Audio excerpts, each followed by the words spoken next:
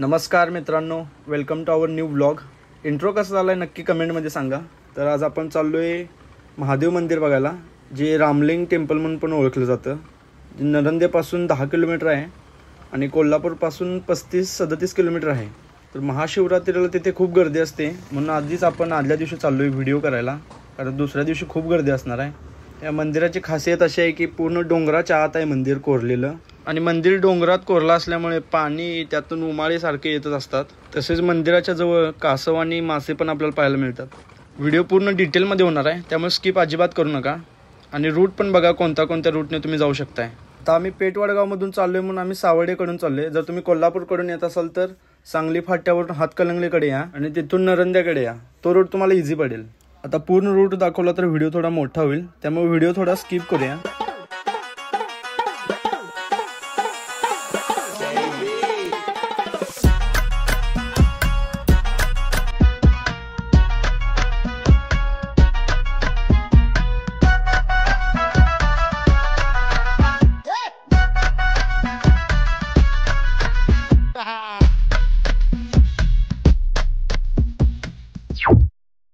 जर तुम्ही पेठवडगावकडून येत असाल तर आळत्याचा घाट संपल्या राईट घ्या, आणि जर हातकलंगलीकडून येत असाल तर लेफ्ट घ्या. इथून आपल्याला सरळ जायचं आहे. पुढे अजून एक टर्न आहे. थोड्या अंतरावर गेलं की लक्ष्मीवाडी म्हणून तिथं बोर्ड आहे, तिथून आपल्याला लेफ्ट घ्यायचं आहे. रस्ता थोडा कच्चा आहे, तिथून आपल्याला सरळ जायचं आहे.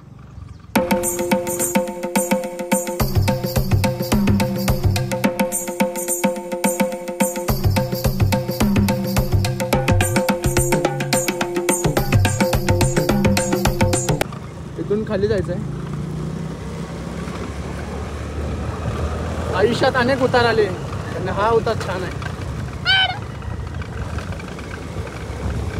रोड फक्त नीट बघून घ्या, कारण गल्ल्या सगळ्या सेम आहे तिथे, त्यामुळे जाताना जम्बलिंग होते. जर एकदा चुकला तर तुम्ही तासभर इथंच फिरत बसाल. इथून राईट घ्यायचं आपल्याला.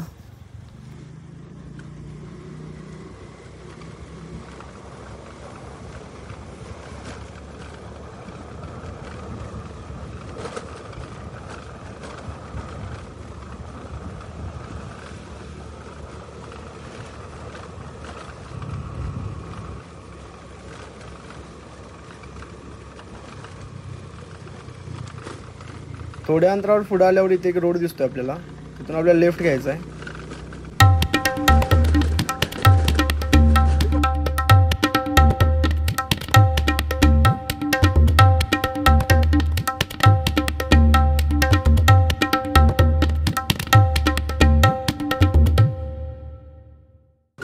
रोडच्या साईडने मस्त अशी फुले लावलेली होती.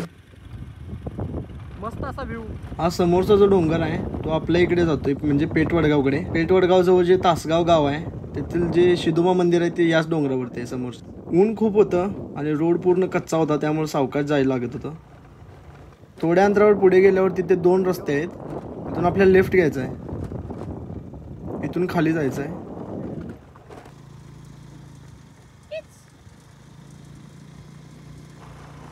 इथून थोडं पुढे आल्यावर पूर्ण रोड कच्चा होता, कंबर तर पूर्ण कामातून गेलेली.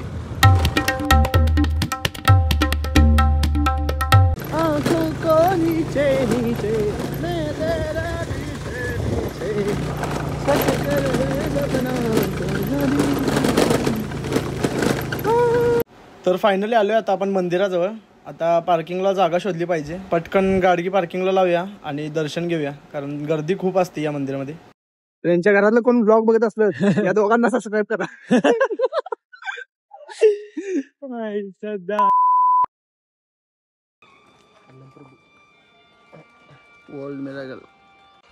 तर आलोय आता आपण मंदिराजवळ. गर्दी तर एवढी नाही दिसत, पण आता आज जाऊन आपण बघूया आणि दर्शन पण घेऊया.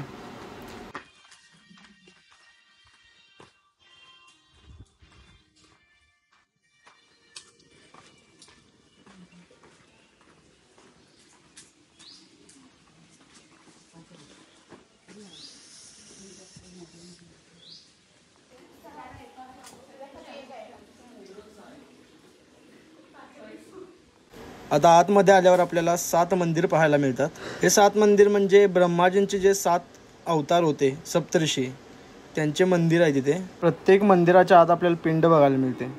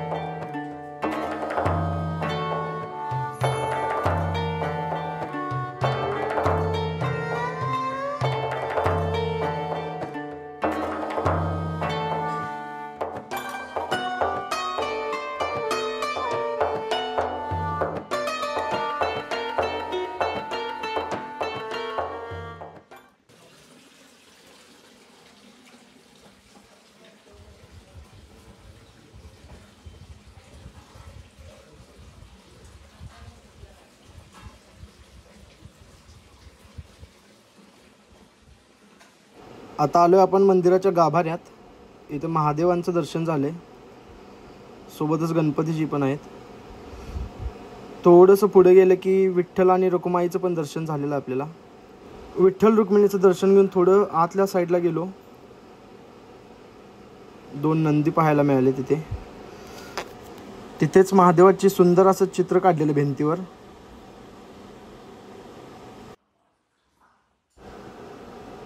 इथून आत जायला वाट आहे आपल्याला.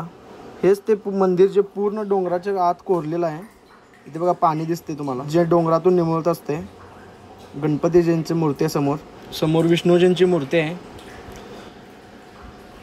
पूर्ण डोंगरातलं पाणी इथे निमुळत असते, कारण पूर्ण मंदिर हे डोंगरातच कोरून बांधले.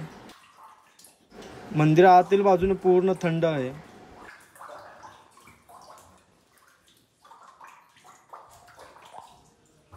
दर्शन तर झाले. आता मंदिराच्या आसपासचा परिसर बघूया.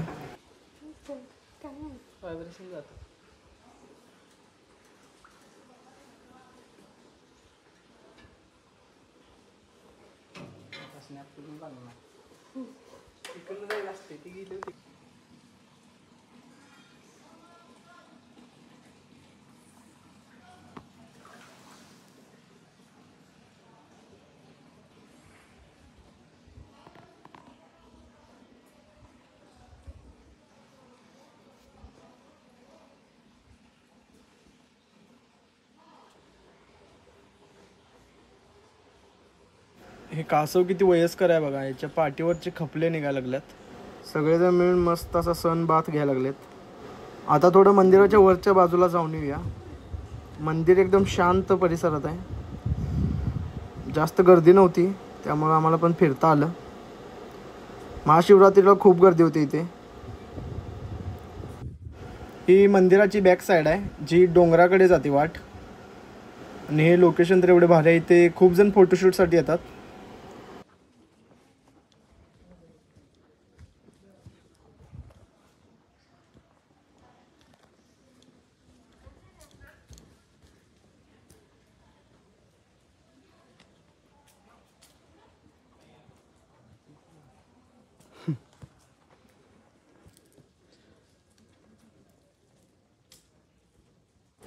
हे वरून असं पूर्ण मंदिर दिसतं. समोरच डोंगर आहे. आता दर्शन घेऊन झाले. आता थोडं मंदिराच्या बाहेर बघूया, काय फिरायला काय चांगलं सापडते का. हा फक्त व्ह्यू बघा. सनसेटच्या टायमिंगला काय व्ह्यू दिसत असणार इथून. रोडवर तर कोणी नाही आहे, फक्त आम्हीच आहे. सुंदर असा व्ह्यू, शांत असं वातावरण आहे.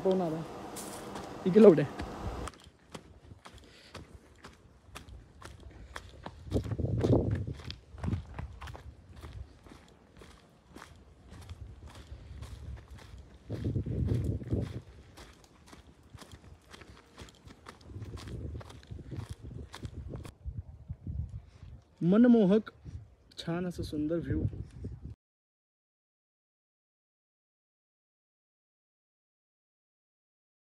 हे काय तर दलदल सारखं दिसतंय समोर.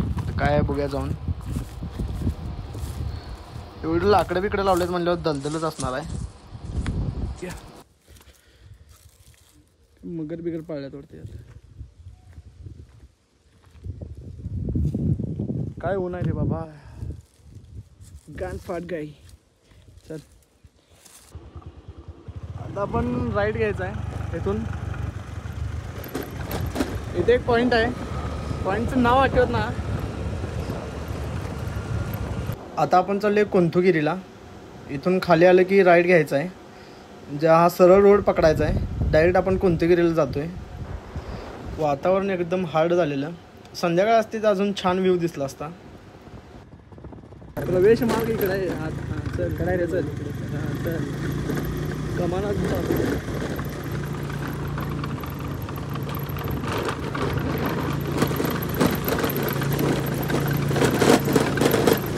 Right right right right. काम सुरू आहे.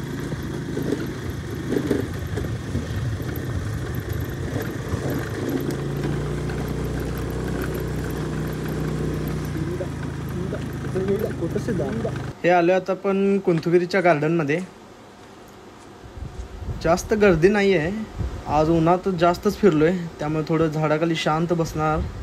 आणि ते एक मंदिर आहे ते पण आपण बघायचं आता.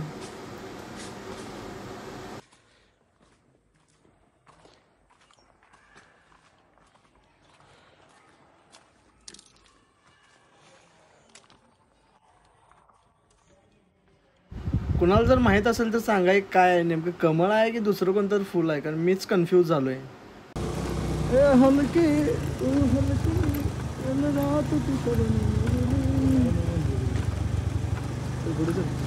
तर आले आता आपण मंदिराजवळ. हे कोणतं तरी जैन मंदिर आहे, कोंथुगिरीमध्ये आहे हे मंदिर. इथे काहीतरी पाणी आहे असं, आत जाण्याआधी पाय धुवून जायचं आहे. ऊन एवढं जास्त आहे की पायाला अक्षरशः चटके बसायला लागले. पटकन वर जाऊन येऊया.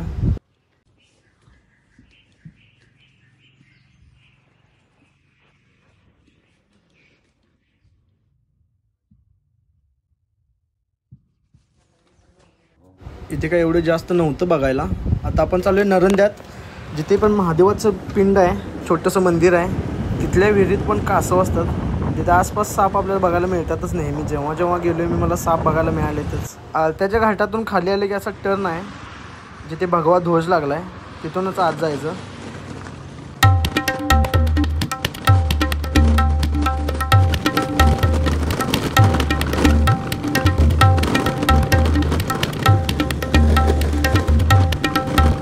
हे मंदिर एवढं शांत आहे की इथं खूप जण मेडिटेशनसाठी येतात.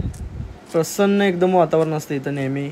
जर तुम्ही मला इंस्टाग्रामवर फॉलो करत असाल तर तुम्ही बघितलं असाल, इथल्या आपण एक रील बनवलेली. जर तुम्ही अजून इंस्टाग्रामवर फॉलो करत नसाल तर पटकन जाऊन आय डीला फॉलो करा, कारण खूप अपडेट असतात तिथे. ही आपली इन्स्टाची आय डी आहे. जे अपकमिंग व्लॉग्स येणार आहेत त्यांच्याबद्दल माहिती इथेच असते. माझ्या यूट्यूबच्या बाळामध्ये लिंक आहे इन्स्टाची. ऑलमोस्ट आता उन्हाळा सुरू झाला आहे, तरी पण इथे एवढी हिरवळ आहे आणि गार वाटते. इथं शांत वातावरण एकदम. इथे एक महादेवाची पिंड आहे सुंदर अशी.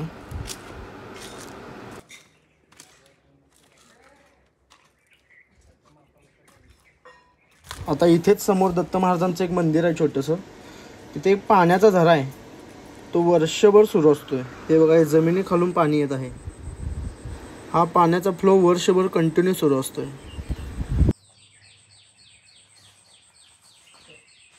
समोरच या मंदिराचे महत्त्व सांगणारा असा बोर्ड असा लावला आहे, ज्यांना घडे ना काशी त्यांनी यावे नरेंद्र याशी. खरंच आहे, कारण मंदिरात एकदम प्रसन्न वातावरण आहे.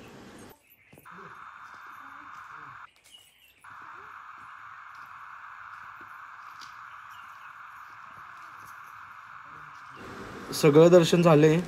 आता मी नेहमी आलो की इथे मला एकतर साप दिसतोयच, पण आता इथे काही भेटलेलं नाही. आता समोरच्या बाजूला आपण जाऊन बघूया, आणि या झाडीमध्ये तर असणारच आहे. एकदम डेंजर लोकेशन आहे आमच्या इथलं.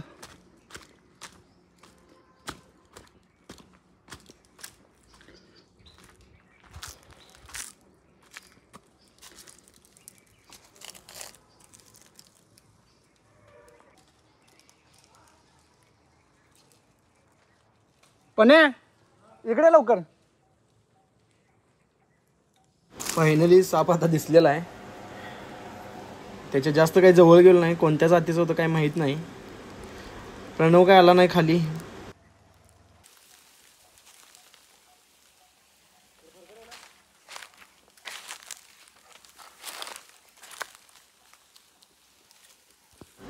लोकेशन बघा फक्त, रात्री काय कंडिशन होत असेल इथे.